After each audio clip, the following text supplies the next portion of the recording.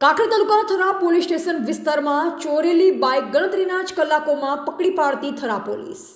Kutch Bhuj range IG Chirag Kordia સાહેબ, બનાસકાંઠા અધિક્ષક SP Akshayraj Makwana સાહેબ દ્વારા જિલ્લામાં મિલકત સંબંધી ગુનો ઉકેલવા સૂચના આધારિત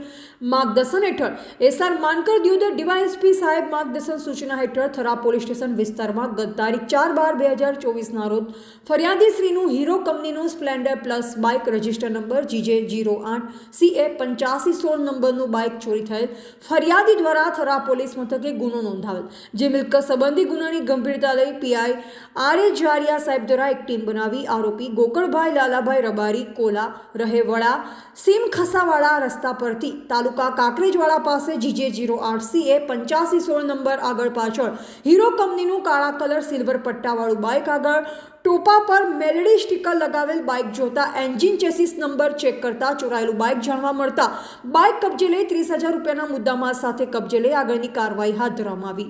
રિપોર્ટર ઇન્દ્રસિંહ વાઘેલા, કાંકરેજ.